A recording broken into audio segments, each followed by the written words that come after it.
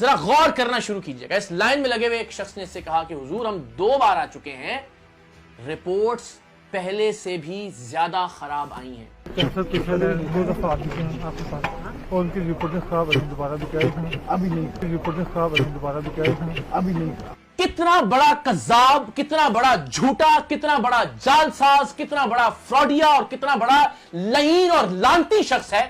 ان لوگوں کی ویڈیوز کیوں نہیں ڈالی جاتی رہی پچھلے 12-15 برس میں حق خطیب کی سوشل میڈیا پلیٹ فارمز پر؟ یہ کیوں نہیں بتایا جاتا رہا کہ لوگ آ کر یہ بھی کہتے ہیں کہ ہماری رپورٹیں پہلے سے زیادہ خراب آئی ہیں؟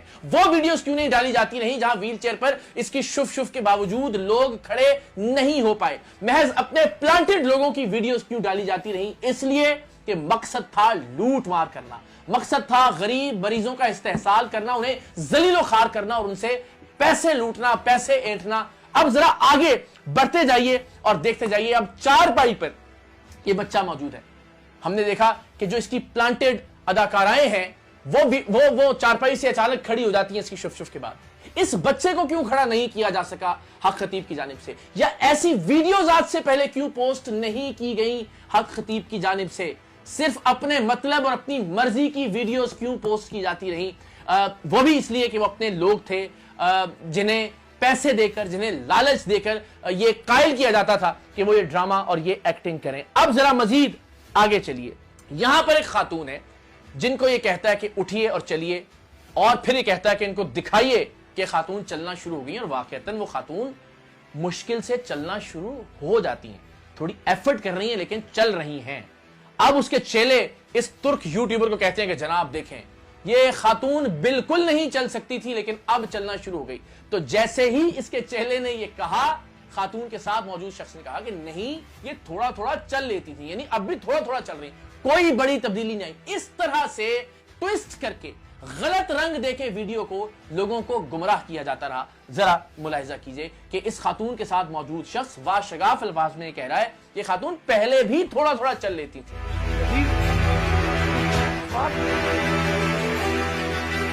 تھوڑا بہت چل سکتی ہے, تھوڑا بہت چل سکتی ہے. تو یہ فراڈ کا طریقہ ہے, یہ ایک پورا مافیا اور گینگ ہے جس کا سرغنہ ہے حق خطیب. جس طرح سے لوگوں کو بے وقوف بناتے ہیں اور محض وہ ویڈیوز ریکارڈ کی جاتی ہیں جو کہ ان کے پلانٹڈ اداکاروں یا اداکاراؤں کے ساتھ باقاعدہ فلمائی جاتی ہیں. آگے ملاحظہ کیجئے, ایک شخص ہیں جو کہہ رہے ہیں کہ سائیں میں 4تھی بار آیا ہوں, کوئی آرام نہیں آیا, یہ بچہ نابینا ہے. اب ہوتا کیا ہے, اکثر ویڈیوز میں ہم دیکھتے ہیں کہ جی 7 دن پہلے دیکھنا بند ہو گیا تھا, 8 دن پہلے اس کی بینائی چلی گئی تھی اور اب یہ ٹھیک ہو گیا, یا 20 دن پہلے یہ بات کرنا چھوڑ گئی لڑکی یا خاتون, یا 15 دن پہلے اس بندے کی آواز بند ہو گئی تھی.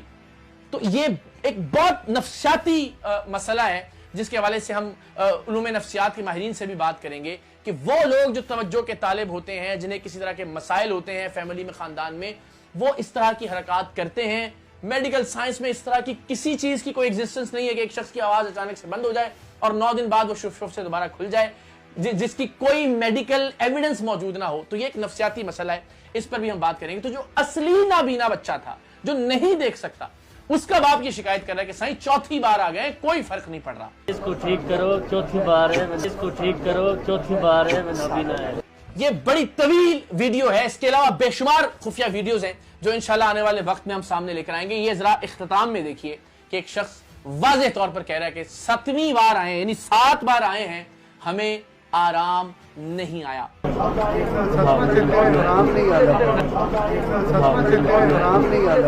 تو جناب یہ پہلا موقع تھا کہ جب حق خطیب کے اپنے کیمروں کی ریکارڈنگ کے علاوہ بھی خفیہ کیمروں کی ریکارڈنگ منظر عام پر آئی, اور ہم نے اس میں دیکھا کہ یہ کسی کو بھی ویل چیئر سے کھڑا نہیں کر سکا, کسی کو بھی 4 پائی سے نہیں اٹھا سکا, کسی کا بھی علاج نہیں کر سکا. کسی بھی شخص نے یہ نہیں کہا کہ مجھے اب بہتری محسوس ہو رہی ہے یا مجھے اب آرام آ گیا ہے.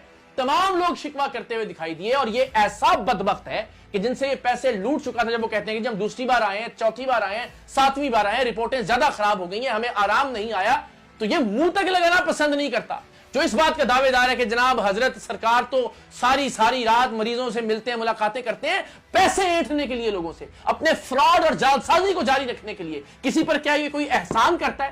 آپ کی اپنی مقرر کردہ بسوں پر 3 گنا 4 گنا زیادہ کرایہ دے کر غریب مریض آپ کے اڈے پر پہنچتے ہیں. وہاں دیگوں کے نام پر, لنگر کے نام پر ان سے لاکھوں روپے وصول کیے جاتے ہیں, اور آپ نے حقیر جانتے ہوئے جیسے ہی آپ سے کوئی شکوہ کرتا ہے, آپ کے سامنے حقیقت بیان کرتا ہے کہ ہمیں آرام نہیں آیا, آپ آگے بڑھ جاتے ہیں. اور پھر ابھی تو ترک یوٹیوبر موجود تھا تو یہ لحاظ کر رہے تھے, ورنہ بدماشی کی جاتی ہے, مار پیٹ کی جاتی ہے, وہاں لوگوں کو گالم گلوچ کی جاتی ہے.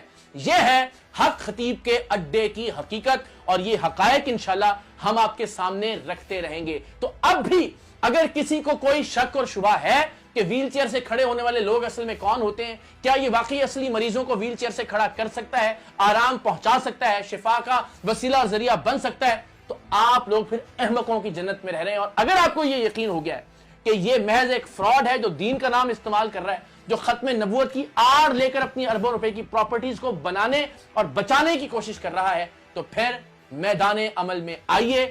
ہم حق خطیب کے فتنے کے خاتمے کے لیے انشاءاللہ 23 مارچ کو کلر سیدہ والے اس کے اڈے کے باہر اکٹھے ہوئے. وہی اڈا ہے جس کی ویڈیوز آپ نے ملاحظہ کی, اور انشاءاللہ العزیز ہم تب تک وہاں سے نہیں ہٹیں گے جب تک کہ یہ فراڈیا اپنے قانونی اور منطقی انجام کو نہیں پہنچ جاتا انشاءاللہ.